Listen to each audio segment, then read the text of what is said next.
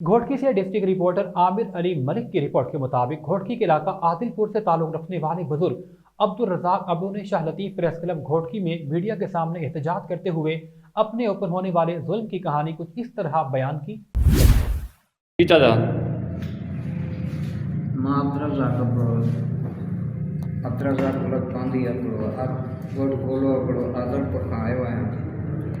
Shah Latif press club Ghotki में ते appeal जो बात इनके ज़रिए वसवारन के अपील कयां थो त मुझे भाइरनि मुझे घर ते कब्ज़ो कयो आहे, जबरन कब्ज़ो कयो आहे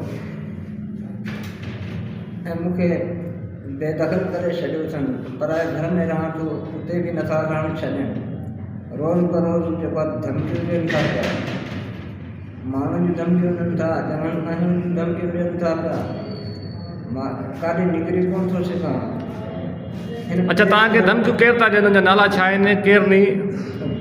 भाइर आहिनि, वॾो भाउ लहू खां ऐं उनजा जेके आहिनि वाठा ॻोठ जो रहिसो आहे मुर्तज़ा जा भाउर रोज़ मुंहिंजो दफ़्तर बंदि कई बीठा आहिनि थिया।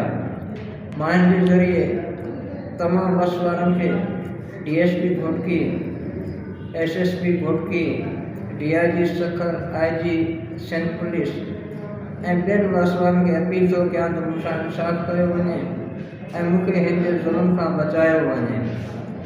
इहे जेके मूंखे मुतमार धमकियूं ॾियनि था, मां ख़ौफ़ज़दा आहियां, काॾे निकिरी कोन थो सघां। ख़ुदा मुंहिंजी मदद कई वञे, मूंसां इंसाफ़ कयो वञे।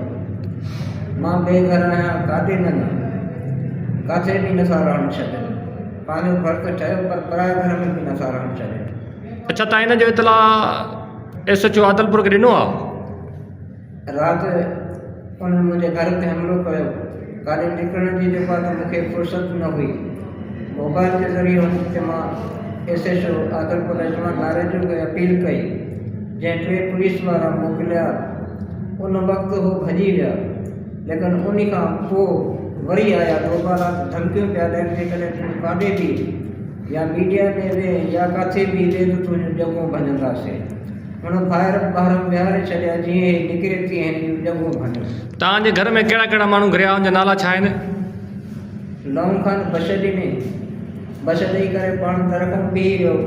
मुर्तज़ा, अली नवाज़ ऐं फ़तेह महमूद इहे मुंहिंजे घर में घिरिया, जेके मुंहिंजे पुटनि खे बि धक हणी आहे। उन खां पोइ मां जेको आहे मोबाइल ते हुनखे फ़ोन कई, नारेज साहब खे, जंहिं मुंहिंजी मदद कई। मां ग़रीब आहियां, मुंहिंजी ख़ुदा मदद कई वञे।